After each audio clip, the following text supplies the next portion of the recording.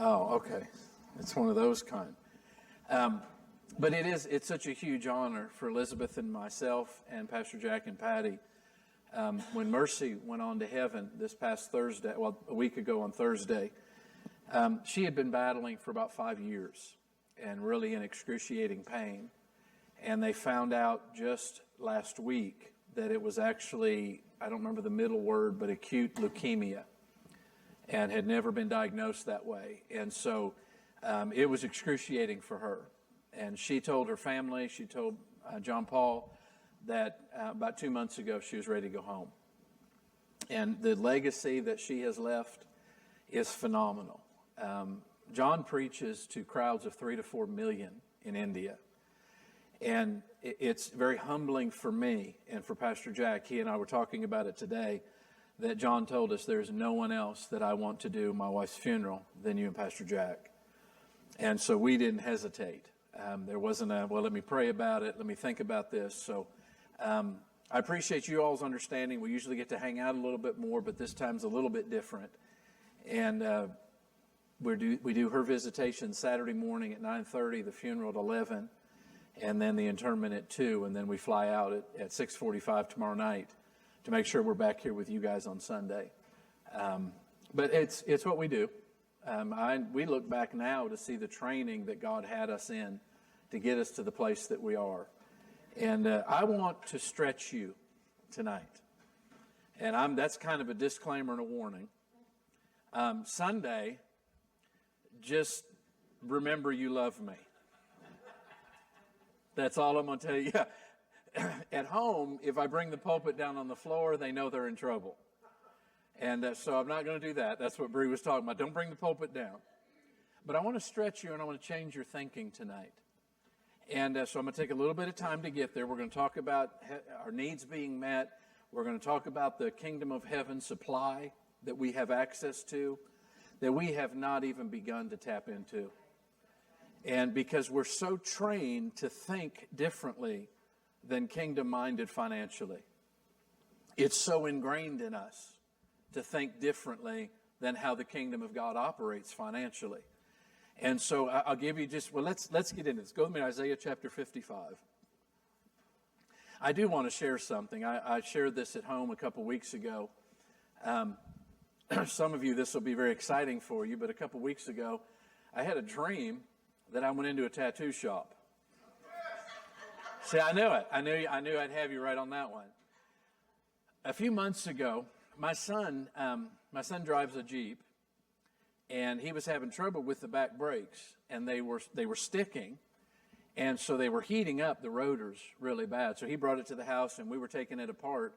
And when I reached in to get the caliper off, I laid my arm on the rotor. That's how hot it was. I heard it sizzle when I laid it on top of it, and it hurt. I didn't cuss. If you ever want to know what a preacher said when he cusses, you would have learned.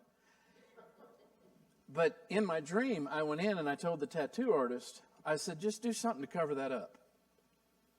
And that was the end of the dream.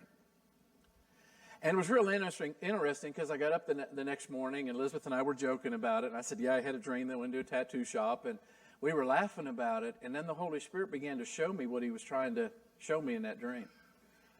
Because a lot of the church world does the exact same thing. They have scars like that.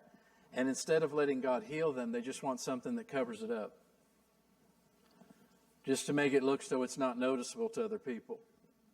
And it's the same thing. There's things in our lives, there's things in our past that have left marks that God is wanting to heal.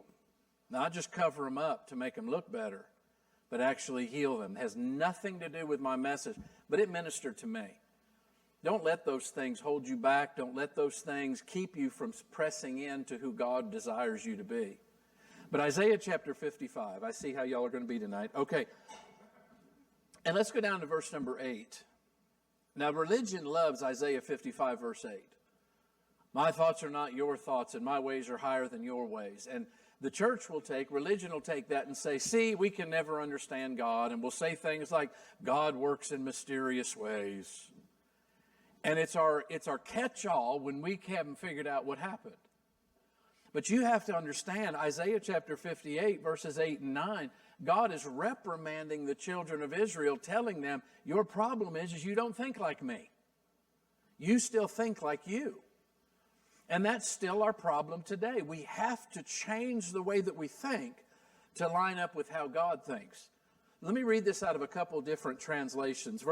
Verses 8 and 9. Well, let me finish that in the New American. Isaiah 55, verse 8 and 9. My thoughts are not your thoughts, nor are your ways my ways, declares the Lord. For as the heavens are higher than the earth, so are my ways higher than your ways, and my thoughts than your thoughts. The Message says it this way: I don't think the way you think. The way you work isn't the way I work. God's decree. Now, that's not explaining to us how we are. God is explaining to us, here's your problem. Now, Jesus told the exact same thing. I'm getting way ahead of myself, but Jesus said this exact same thing. Remember when he cursed the fig tree? Do you know in this book called the Bible, Jesus... I'm going to give you a warning right now. Last week, Elizabeth and I spent 2 days with Dr. Barkley, so if I'm in drill sergeant mode, that's not my fault. But there's this book called the Bible that was written over centuries. And in that book that we refer to as the Bible, Jesus, who is the main character, I don't know where to start here. He curses the fig tree. You know, a couple of weeks ago, I've shared this in our services in Lexington. A couple of weeks ago, Elizabeth and I were driving to our 2-year-old grandson's birthday party. And Brother John Evanzini called me, and he said, Pastor, are you busy? I said, no, sir. He goes, I want to share something with you. Get your Bible out. And I said, sir, I'm driving. He goes, call me when you get there, and hung up. So we sped to my grandson's birthday party, and he asked me, when I called him back, he said, Jim, he goes, have you ever wondered why Jesus cursed the fig tree? Was he just having a bad day? I mean, there's really not a whole lot of explanation. Do you know this Jesus that I'm talking about? Okay, I just want to make sure that we're on the same page here. And see, I want to put mirrors up on the back wall so that you guys can see what I see. Except then you'd see some things you don't need to see. So we're not going to do that. But Brother John asked me that. He goes, "Did you ever wonder why Jesus cursed the fig tree? Was he just hangry?" And he said those three towns that are right together, Jerusalem, Bethany, and Bethphage, are what's called a Sabbath day journey from each other. Now remember, the Pharisees had come up with how far you could walk on the Sabbath and it wouldn't be considered work. So they were very close. So you could see them. You could see each of the three cities, or the other two cities, from the third. And so remember, it said Jesus seeing a fig tree afar off, thinking it would have figs on it. And when it didn't, I love how the King James says it. It says he answered and said to it. Now you don't answer something unless it's speaking to you. And that fig tree was saying, I don't care who you are. You're not eating figs from me. But what Brother John was telling me, that word Bethphage in the Hebrew means, the literal meaning of the name of that town is the town of the early figs. So that fig tree should have had figs on it. And you remember when it said it didn't have leaves? Because the fig came first. And then the leaves grow around the fig to protect it from the sun. There should have been figs on it. It was the place of the early figs, and it was contrary to what it should have been. And Jesus said, no one's going to ever eat fruit from you again. But Jesus cursed that fig tree, and when Peter asked him, how'd you do that? Remember that? He said, hey, Jesus, that fig tree you cursed is dead. How'd you do that? And Jesus answered in Mark chapter 11, verse 22, every translation except the Young's translation translates it, have faith in God. But Young's literal translation translates it correctly, have the faith of God. Or let your faith work like God's faith works. See, God designed us to do what he does. When he put man in the garden, what did he tell them? Be fruitful and multiply. Replenish the earth. I'm just telling you what I believe. You can disagree if you want. I believe Adam and Eve's job was to promote or grow the Garden of Eden all over the earth. That's how we were created. We're created to be creative. And he's correcting Israel, saying, your problem is you don't think like I think. You don't work like I work. Now go to Romans chapter 12. Are we okay? Romans chapter 12. I want to change our thinking. See, so much of the church world is trying to figure out how to get God to meet their needs. They're trying to figure out how to raise money to do the things that they want to do. Y'all have heard me say that I don't talk to God about money. I haven't talked to God about money in a long time. Well, it must be nice to be rich. My grandson asked our daughter, are Papa and Gigi rich? My daughter said, yeah. He said, why aren't you rich? She said, we had kids.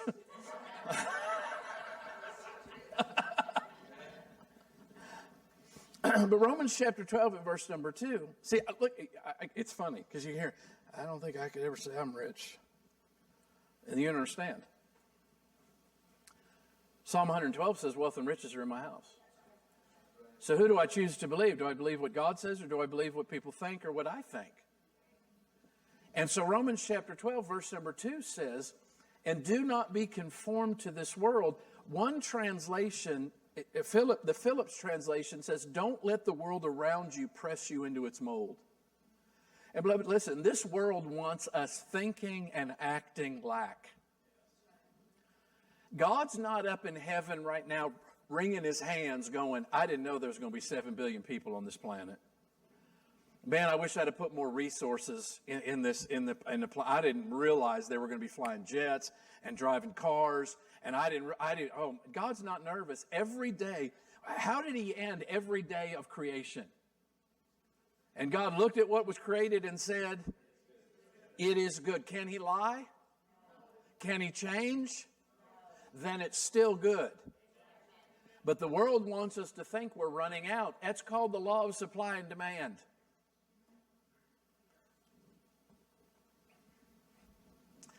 Anyway, okay.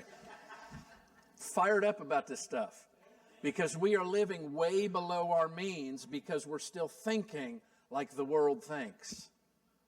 He says, do not be conformed to this world. Don't let the world around you press you into its mold, but be transformed by the renewing of your mind so that you may prove what the will of God is, that which is good and acceptable and perfect. Now look at this. Go to Colossians chapter 1. This is honestly one of my favorite scriptures in the entire Bible. If we could truly comprehend chapter 1, verse 13, it would change our lives completely. And I want to read it out of the Passion Translation. He says in verse number 13 in Colossians chapter 1, Jesus, he has, listen to this, rescued us completely from the tyrannical rule of darkness. He has rescued me completely from Satan has no right to anything of my life. He has rescued me from the tyrannical rule of darkness and translated us into the kingdom realm of his beloved Son. I remember my first trip to Angola. I've never seen poverty like what we saw in Africa. Pastor Bob and Debbie saw it in Ghana. Elizabeth and I have seen it in Angola. This is how amazing God is. I mean, we're talking the worst poverty I've ever seen in my life. And because of the blessing of God, when Elizabeth and I go to Angola, we stay in a 5-star hotel. We are driven around by a driver in a Lexus SUV because God takes care of us. But I remember the first time that I went, don't get scared. The first time that I went, they wanted us to set up a system where the pastors from Angola could come to the States and come to our conferences. And so we wanted to set up an easy way for them to get associated with us and come to the United States, come to Kentucky, come to Homecoming, come to Advance, whatever it was. So I set up a meeting with one of the assistant ambassadors at the U.S. Embassy there in Angola, in Luanda. So we drive, and I'm talking, if you've never been to countries like that, you really don't know what poverty is.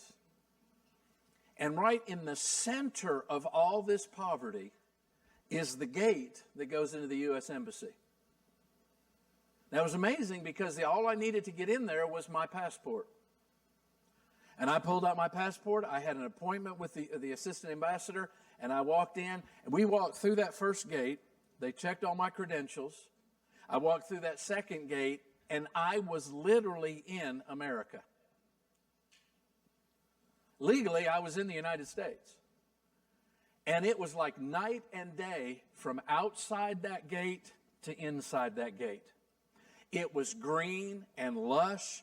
There were trees, there were grass, there were flowers. The buildings were immaculate. And right outside that wall was the worst poverty I've ever seen in my life. And when I saw that, I got that picture of Jesus coming and literally lifting us out of the tyrannical rule of Satan and dropping us down into the kingdom of his dear Son. I am no longer subject to what's going on out there. Because that U.S. Embassy, it's not based on the economy of Luanda. It's based on the economy of the United States. And my goodness, I'm an ambassador. You're an ambassador for Christ. Nothing in my life is based on what's going on in this world. But it's amazing how we let it dictate to us what we're going to do. Go to Matthew chapter 6. Matthew chapter 6. And I know you know this, but I want to read it out of the New Living Translation.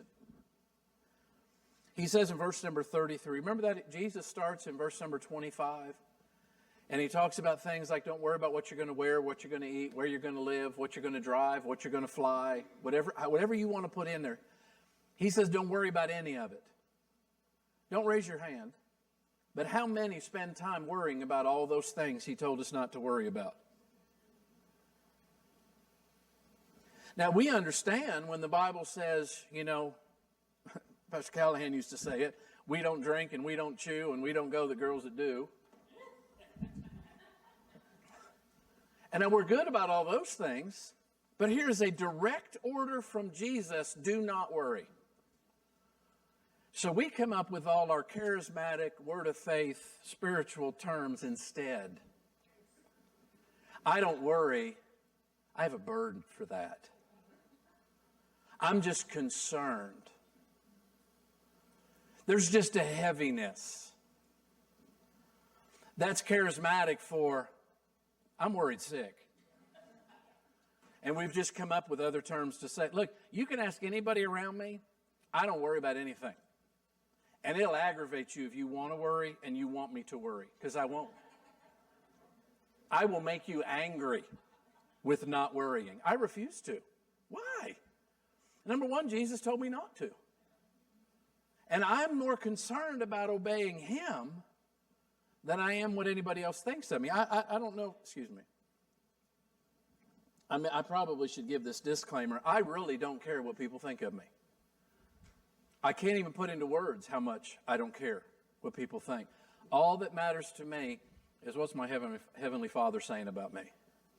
But now Jesus, after talking about not worrying, he goes down in verse 33 and says, seek the king. I love this in the New Living.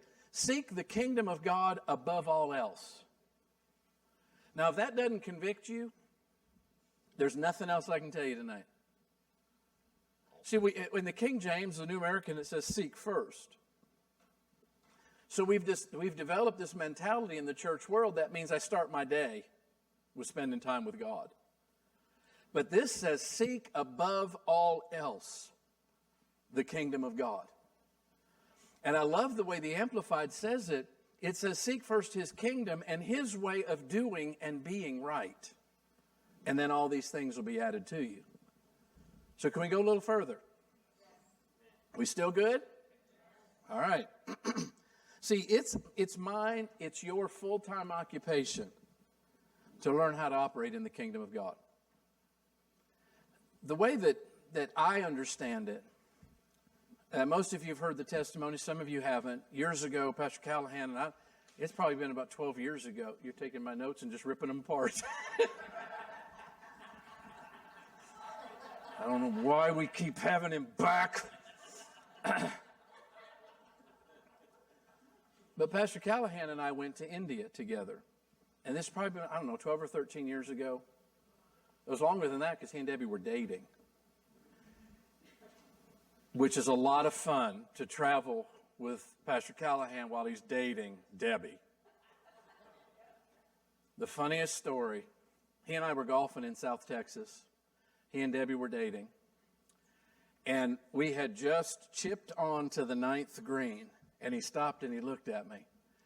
And he said, Jim, I got to be honest with you. He said, I never thought dating would take up 85% of my thought life. And before I could think, I said, I never thought it would take up 85% of my thought life. And I went, I said, sir, I am so sorry. He goes, no, that's one of the funniest things you've ever said. So anyway, we were in India, and we go to the meeting. We're getting ready to preach to the largest crowd, over 10,000 people. And they come to us at the church. It's a compound. And they come and they said, you can't preach. They found out you're here on a tourist visa, and it's against the law in India to preach on a tourist visa. So we went back to the hotel. That was on a Thursday night. Came back to the meeting the next day, told us the same thing. You can't preach on a tourist visa. We're working on it. They had lawyers working on it. They were doing everything they can. Went back to the hotel, came back Saturday. And finally they said, the people are so upset that you don't get to preach. All they're asking is that you say, God bless you. So we took turns. Pastor and I get up on the platform. They said, just hold your hands out and say, may God bless you. Sit down. We'll take you back to the hotel. So we did that. We get in the car to leave. And it is a funny feeling to have a crowd of 10,000 stop your vehicle and you can't move. Because they came and they told us, pastors, you can't leave. The police are waiting for you at the outside of our compound to put you in jail because you've broken the law. So John and Mercy went back to our hotel, literally threw all of our stuff into our suitcase, came back to the church compound. They worked all night trying to get us out. The last text message I sent to Elizabeth was, they are monitoring our communication. I can't talk to you anymore. How would you like to get that? So we spend the night in this compound, in this little room. And you always wonder, how would I act in a situation like that? We had a ball. We were laughing. We were joking. We didn't know how. God kept telling me, give me time to work. So I called the U.S. Embassy. Told them the situation. And I said, is there anything you can do? And they said, Jim, there's nothing I can do. You have broken the law. And I said, so that whole thing about sending the Marines in to get me out, that's just in the movies? And the guy laughed and he goes, well, we could do that, but when they landed, you'd sign a $35,000 promissory note. I said, we'll be fine on our own. So the next morning, we're still having fun. We don't know how God's going to get us out. 10 o'clock. The largest Indian man I've ever seen in my life, dressed in all white, steps into the doorway of our room. And he says, I hear you all have a problem. And we said, yeah, we just want to, he goes, what do you need? And I said, we just want to get back to Chennai. We were in a town called Nagarcoil, which is to worship the snake. I said, we just want to get back to Chennai. And he says, well, I'll take you. I'll take you to the airport. And we said, no, they have roadblocks set up looking for us. And he said, that's okay, I'll take you in my vehicle. And we told him again, no, you don't understand. They have roadblocks looking for us. And he said, no, you don't understand. He said, I'm the president of the ruling party of Congress here in India. I have diplomatic immunity and they cannot stop my vehicle. I said, we'd like to go to the airport with you. So we get in, he's got this SUV and we get in there, John and Mercy in the back, Pastor and I in the middle, our bags, we're holding our bags in the seats. And he keeps turning around going, I am so honored to have you in my car. And we're like, we are so honored to be in your car. And the funniest part about it, they had those big concrete highway barriers set up across the road, looking for us. And we pull through one of those right in front of the guards, armed guards looking for us. We pull through and he goes, "Are you all thirsty?" And he pulls off the side of the road and orders us drinks off this little roadside stand. Armed guards sitting right there. I'm like, "Well, just hurry." But the problem was we broke the law. The whole reason I told you thought I forgot where I was. We broke the law. I didn't do enough research about India. We just did what we were told to find out what we could and could not do. Now we do a whole lot more research about the country we're going to. But I don't do enough research to find out how to live there. Because we're going to be there for the longest I've been away is 16 days to Angola. And I did enough to find out what I can and can't do, what kind of visa I have to have, all those kind of things, because it was just a place I was going to visit and come home. And most of the church world, that's how they treat the kingdom of God. They want to know just enough to get by. This is where you're going to live for eternity. Our full-time occupation now is to learn how to operate in the kingdom of God. Because if we don't, we're still under that tyrannical rule of the devil. And listen, beloved, he does not want to give up financial freedom to you. Have you known how many have things God has told you to do? There's 3 of us.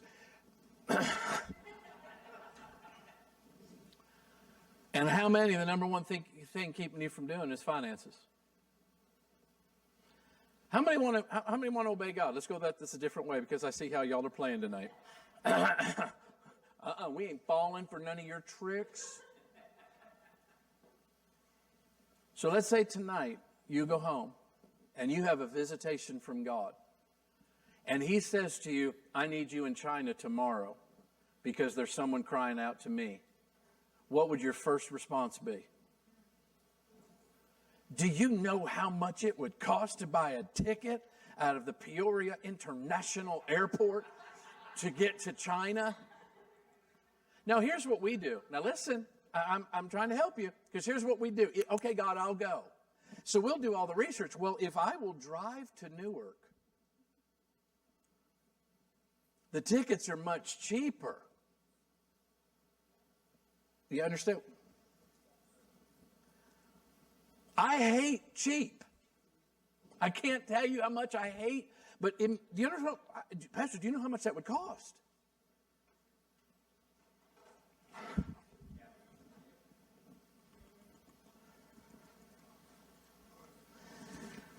Luke chapter 16. Can we go a little further? Can y'all handle me? Okay. Trying to help. We're trying to figure, I've got to be a good steward. I don't know why these voices come out. Got to be a good steward of God's money, Pastor. When are we going to spend some of this money that God's got? Because as long as we keep trying to get by as cheaply as possible, God will let you. And you're not helping him. God doesn't know cheap. When he told the children of Israel to build him a tent in the wilderness, they brought the wealth. And when you came into where God was, you saw nothing but solid gold. And here we're trying to buy the cheapest thing we can. And like I said, God will let you. Well, Pastor, that's all we can afford. It's not on you. I refuse. Okay, let's go a little further. Told you 2 days with Dr. Barkley. I don't mean to be, I really don't. But could y'all no, I'm just kidding. Luke chapter 16.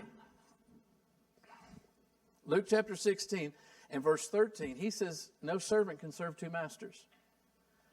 For either he will hate the one and love the other, or else he'll be devoted to one and despise the other. You cannot serve God and wealth." Now listen, I understand theologians, I understand mammon. I know all the explanations for what mammon is. It's the world, all that. The bottom line is you can't serve God and money. You can serve God with money, but you're either making a decision, I am listening and obeying God, or I am listening and obeying what my budget will allow me to do.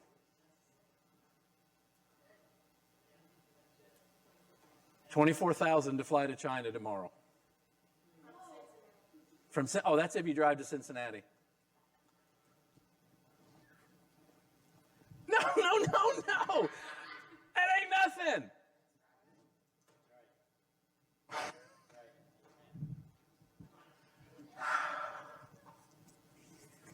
Okay. So you can't, well, Pastor, is it wrong to have a budget? No. It's not what I'm saying. I'm going to change your thinking. It may just be changing your thinking to, I really don't like him, but I'm going to at least change your thinking somehow today. He says you can't serve God and wealth. You can't serve God and money. You're going to either serve one and hate the other, which is what the church has chosen. I don't want any money. I want to serve God. Or you're going to serve money and want nothing to do with God. Okay, we're going to go further. Go to Galatians chapter 5. Do you have a little bit of time? I don't have all night. I got to fly out tomorrow. But I appreciate because you all knew that. You were very brave in lying. I just want you to know. Pastor, you go as long as you want. We're leaving at 8:30. Now look at this. Verse number 16 of Galatians chapter. Did I say that make you mad?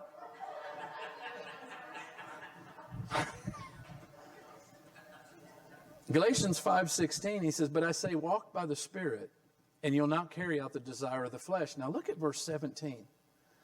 For the flesh sets its desire against the Spirit, and the Spirit against the flesh, for these are in opposition to one another, so that you may not do the things that you please. See, there's a constant battle raging between your spirit man and your flesh, this carnal mind. I'm talking about your carnal way of thinking. How many have ever had God tell you to give something beyond what you normally give? And how many talked yourself out of it because that doesn't make any sense? I'll tell you a secret of how to get past that. Commit to it immediately. When the Lord tells us to give something, I'll immediately let the person know that I'm doing it. Because I'm not going to let this carnal mind keep me from fulfilling what God wants me to do. Now, see, go to Matthew chapter 14. Now, if I haven't made you mad, I'm going to now. But I know I haven't made you mad. You're not going to get mad. But I want to show you how contrary to our carnal way of thinking kingdom of God financially really is. Because I promise you, one of these examples I'm going to give you, you're going to relate to personally. But I want to show you an area of Scripture differently than I think we've ever seen it. We have to make the decision that we're going to operate in the unlimited supply of the kingdom of God. There's no limit to what we can do through the kingdom of God supply. So go to Matthew chapter 14, and we know this. Matthew chapter 14, John chapter 6 are the two areas of Scripture we're going to use. And this is when Jesus feeds the 5,000. Now, it's the 5,000 men, and the Bible lets us know that doesn't include women and children. Most theologians agree it's somewhere between 15 to 20,000 people that are there that day. And so, look, I know we do once a month, we have done cookout Sundays in Lexington, and we provide the meat. I know how much church people eat. And so can you imagine preparing to feed 15 to 20,000 people? And so I want you to see, look, this is how man thinks. Verse number 15, it says, Matthew 14:15, and when it was evening, the disciples came to him and said, I love this. This place is desolate and the hour's late, so send the crowds away. They immediately go into lack mentality of there is no way we can take care of this size crowd. Jesus, you have preached a long time. The people are hungry, and the only rational way that they can take care of this situation is send them away that they can take care of themselves. And look at what Jesus says. So he says, send them, the crowds away so that they may go. I know, that wasn't your fault, that was mine. that they may go into the villages and buy food for what? Themselves. The responsibility's on them. They're the ones that decided to stay this long. It ain't none of my business. And we're hungry. We don't want to share anything with them. Just send them away. But Jesus said to them, they don't need to go away. You feed them. Now, how many would like that responsibility personally?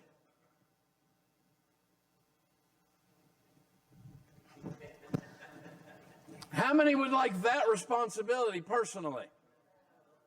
That's what Jesus said. He goes, you don't need to send them away, you feed them. But immediately, our minds go to our limited natural supply of what we can and can't do.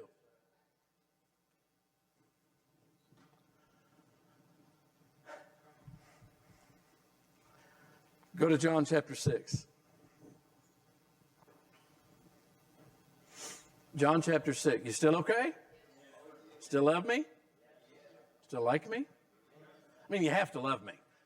It's the liking part that can get... And it's funny, beloved, we never get to the place that we stop developing and renewing our mind. About 2 months ago, a lady in our church came to me and she said, Pastor, the Lord spoke to me and told me he wants me to buy you a nice pen. And so I just want to know what you want.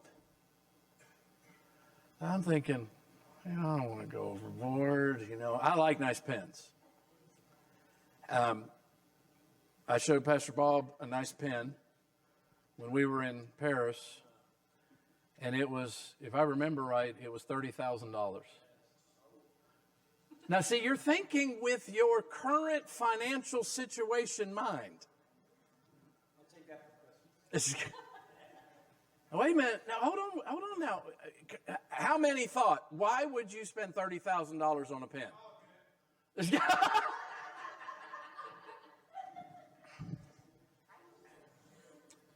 See, we're looking at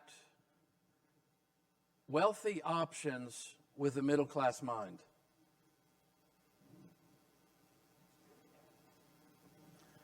I'm stretching you. See, because that pen, listen to me, that pen would never go down in value. Unless my wife borrowed it and broke it in the Kroger grocery store. Give me just a second.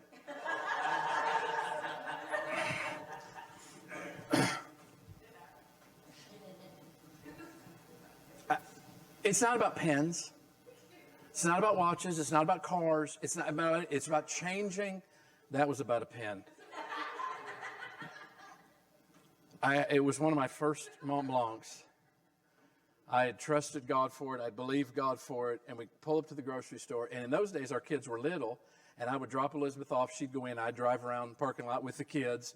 She would do the shopping and then come back out. So she goes, hey, I forgot a pen. Let me have yours. I said, no. Let me have your pen. Come on. And she's getting out of the car. And finally she goes, what do you think I'm going to do? Break it? So she's in the grocery store a long time. And I go in and she's pushing the cart around and has my pen in her hand against the handle of I'm shaking. I said, let me have my pen. No, I'm not done with it.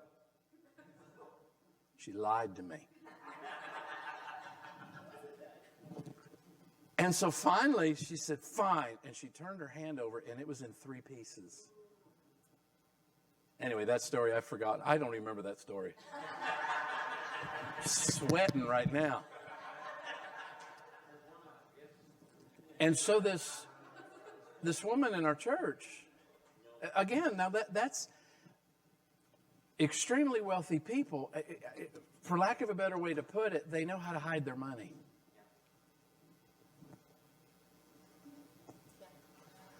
How about that? They know how to camouflage their money. So anyway, this woman comes and says, I want to buy you a nice pen. Tell me what you want. So I'm going and I'm looking. I'm not even going to tell you dollar amounts. That doesn't matter.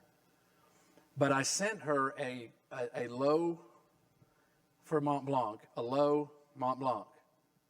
And I'm feeling good about myself. Praise God, I don't want to push this too far. Here God has told her to buy this, but I'm going to save God some money. And I learned something that day because she immediately texted me back and she said, no, this is more what God said to do.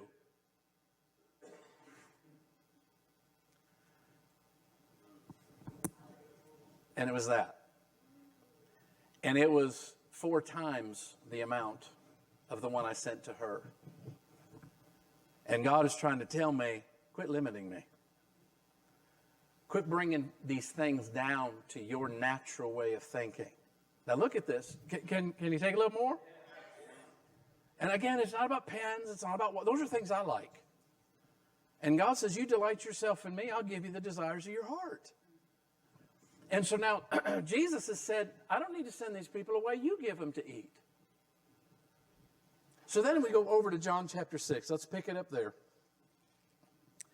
It says, verse number 5, therefore Jesus, lifting up his eyes and seeing that a large crowd was coming him, said to Philip, now look at this, where are we to buy bread that these may eat? Now I'm just going to tell you my personal belief. I don't think it had to get down to the little boy's lunch. I believe God could have multiplied the bread they bought. But the disciples could not comprehend. And look at what it says. I love verse 6. If we could ever get a hold of this. This he was saying to test him, for he himself knew what he was going to do. Jesus already knew what he was going to do. He knew how this was going to end. He's going to feed the multitudes. He's just trying to bring his disciples into the kingdom of God's system.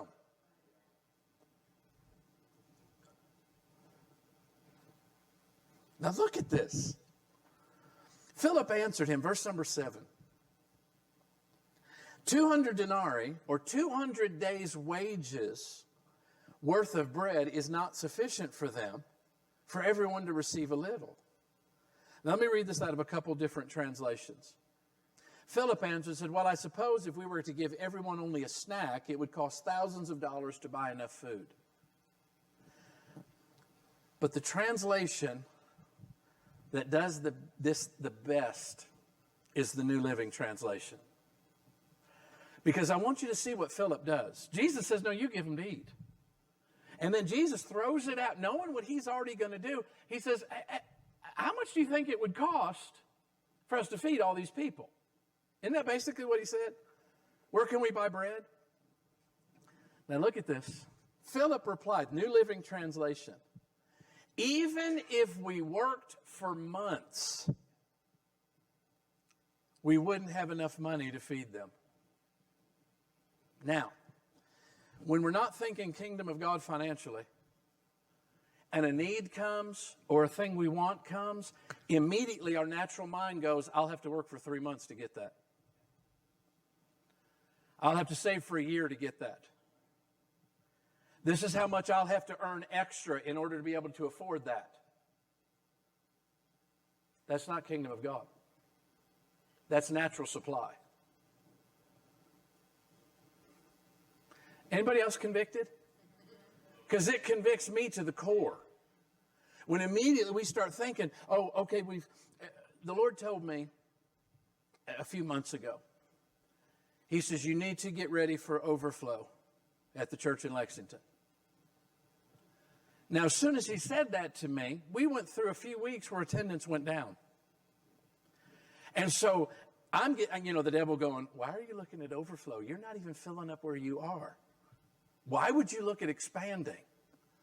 And you know what came to me? If you build it, they'll come. As corny as that sounds, get it?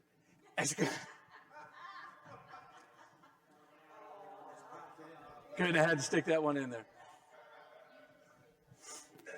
And so I told Eric's our administrator, and I said, find out how much it's going to cost us to do everything we want to do for overflow. Buy new chairs, put televisions in there, run the sound, run the video in there. I want to know the total bill. And it was something like, with the chairs, it was $11,000. And so we had borrowed chairs from a local church for a wedding, and they were still at the church. So one night our power goes out on a Wednesday night, and we had service outdoors under the breezeway, used those chairs. And it just rose up in me. I said, how many of y'all like these chairs? And they're like, man, these are really comfortable. I said, we have an opportunity to buy them. You just pray and obey God. By Sunday, we had $3,000 to go buy the chairs. I'm not a high-pressure offering taker. That's all I said. You pray and obey. And we had the money by Sunday to go buy those chairs. Now the Lord's on me about, you need to get all this stuff to do the fellowship hall. Set up the fellowship hall for overflow. So all I did was mention it. I said, the Lord told us to do this. It's going to be $7,000 to do that expansion. You just listen and obey. That was it.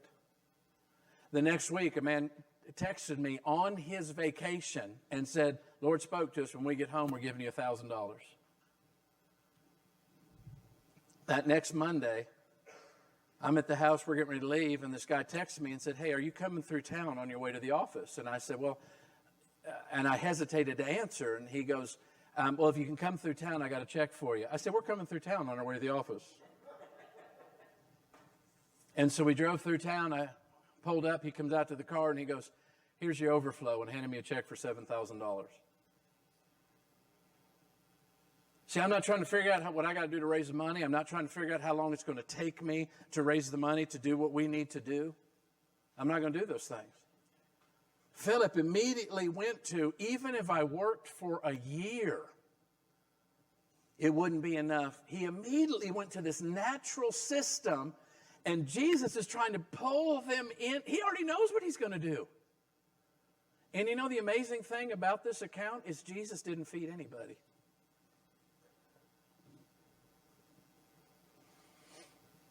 He was trying to train his disciples to tap into the unlimited supply of his heavenly Father. They brought him a little boy's lunch. He broke it. He blessed it, gave it to his disciples, and his disciples distributed it. He is the same yesterday, today, and forever. He is still putting it in our hands after it's been blessed for us to distribute. But we got to trust the supplier. We got to trust that it's going to keep coming through our hands.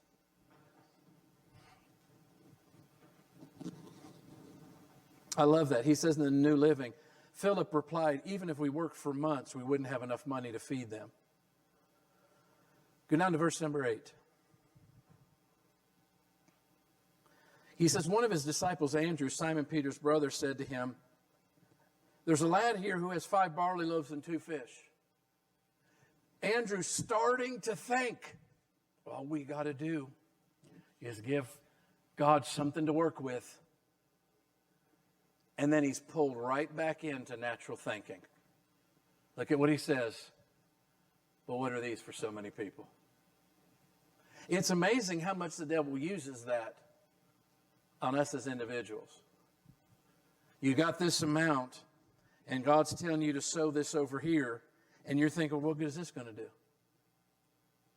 Listen, beloved, I remember when Elizabeth and I first began to get a hold of this, we got a hold of the fact that our man of God was the greatest place to put seed. And some of the seed we sowed into Pastor Callahan was embarrassing to me, not to him. I'd come up and I'd put it in his pocket, and I'd have a handful of change, and I would reach in his pocket and put my hand all the way down to the bottom of the pocket, then release the change, and then pull my hand back out. Now, he knew what I had done because his jacket went like this.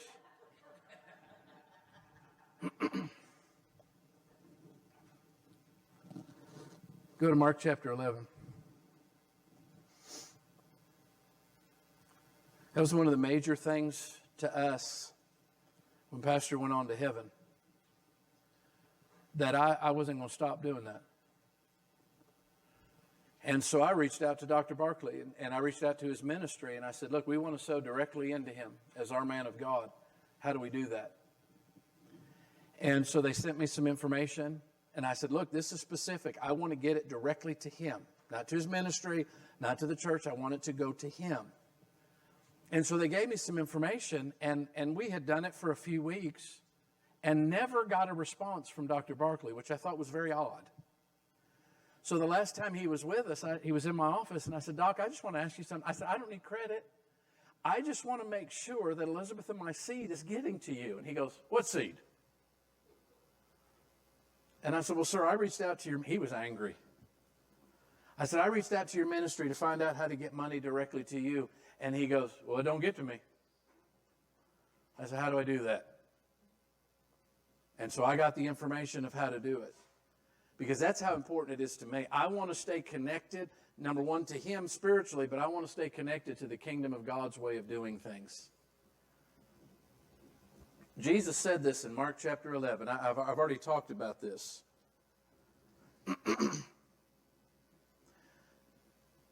I want to read verses 22 and 23 out of the Message.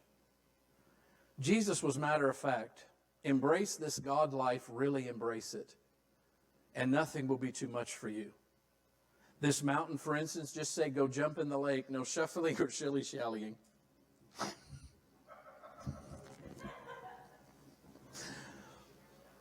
And it's as good as done. Now go to Genesis chapter 1.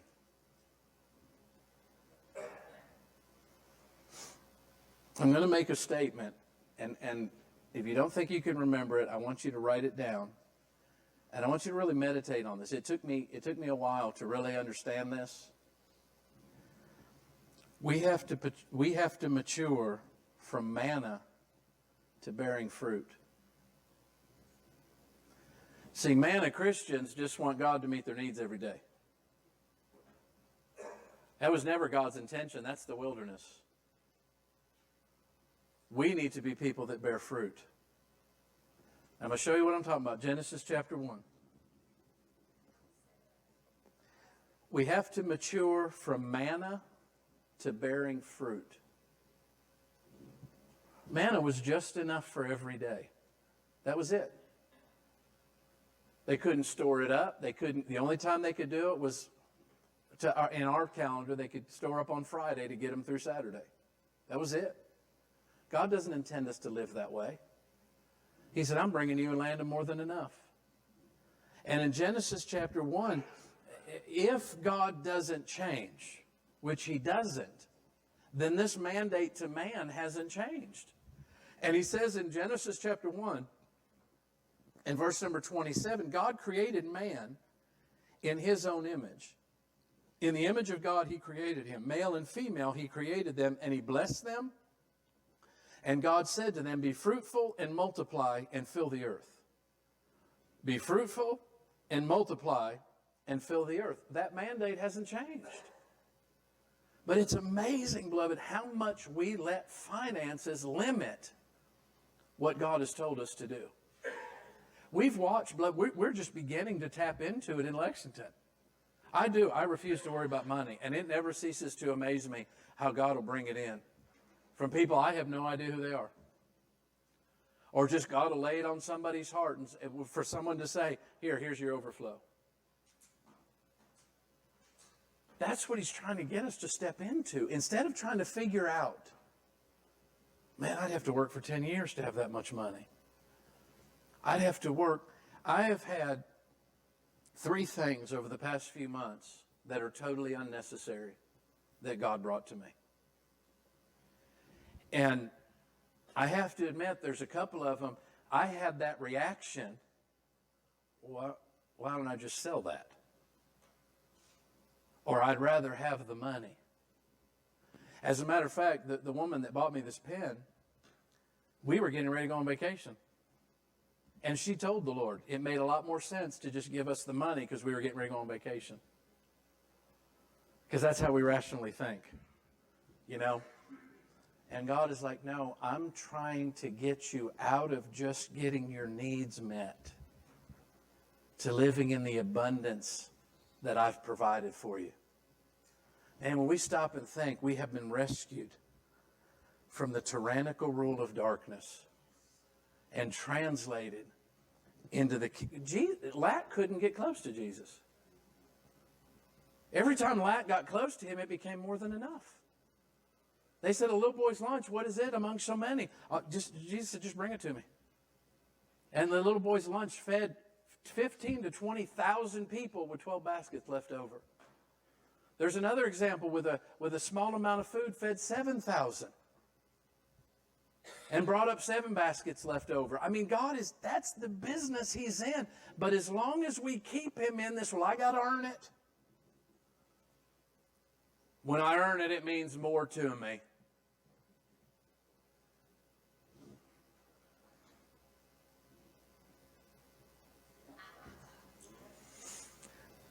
As Dr. Barkley would say to all you preachers, may your congregations be this quiet the next time you preach.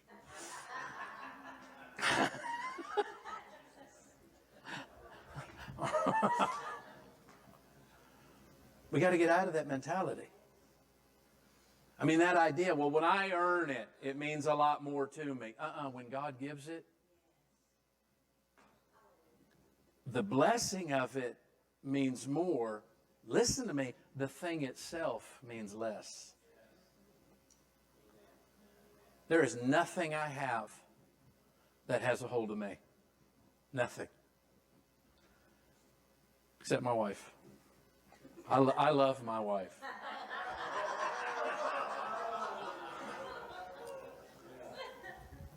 And it's interesting because I'll have things given to me, and I know immediately when I get them, I'm just a steward for a short amount of time. And I have other things that he'll give me that he's told me, that's yours. Now you can do what you want with it, but I gave that to you. And that's how he wants us living. That he's our supply, he's our source. Now there is absolutely no limit to what we can do because I'm not trying to earn it. I don't have to come up with fundraisers to try to do what God's told us to do. I just got to do what God tells us to do, and he'll take care of it. And we've done some ridiculous things, and God has met every single one of them. It's been amazing to watch. When and I shared this last time I was here, when we remodeled Lexington, I didn't take up offerings. I didn't push people for money. I didn't beg for money. I didn't, say, here, what's going to cost? I said it one time.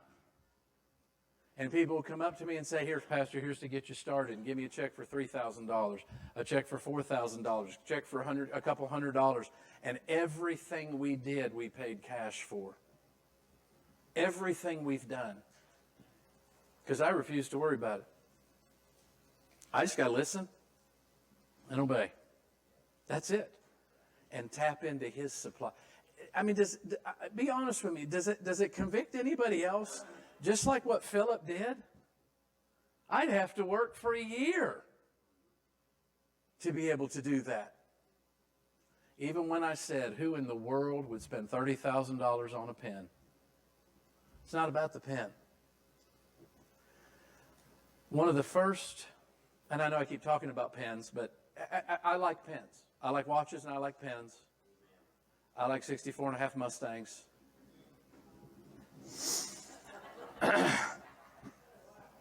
You want to know how good God is?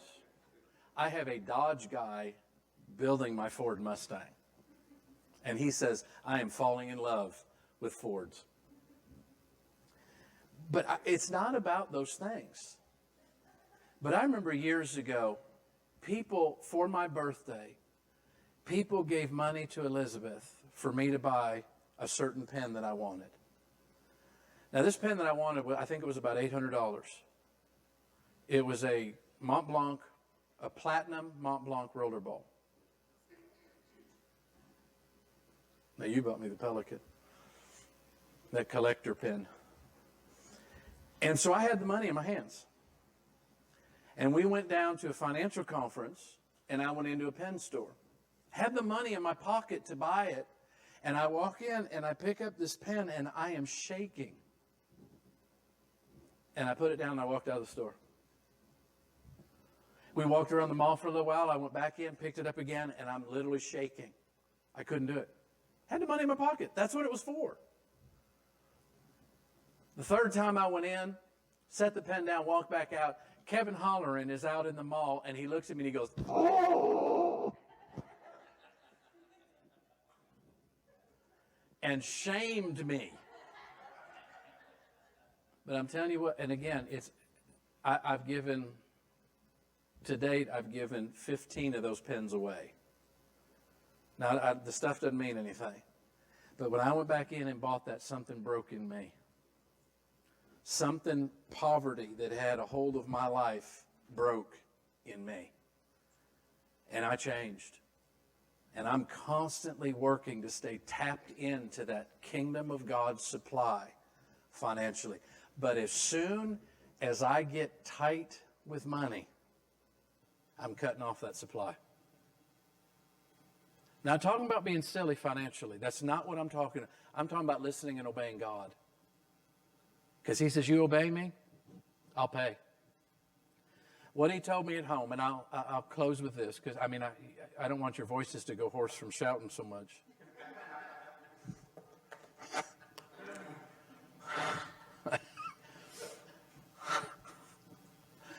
What he told me at home, he said, you stop pushing, I stop paying. And I knew exactly what he was talking about. Because I'd begin to slide back into that reasoning mentality. He told me to do billboards in Lexington. Told me that 6 months ago. He said, I want one on the north, one on the south, one on the east, and on the west, advertising the church. So I reached out to an ad agency that somebody suggested, and they talked me out of it. And 6 months later, I had to repent.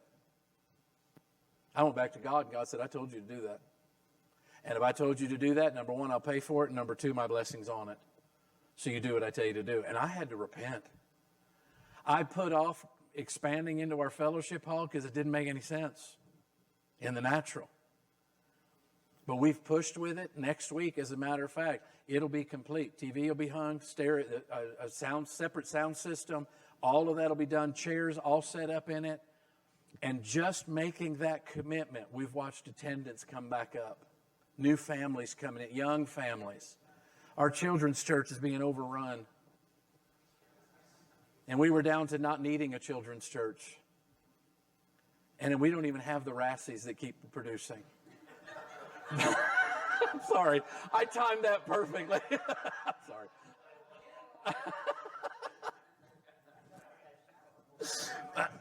Do what? There's enough Rassies. Never enough. But we're watching.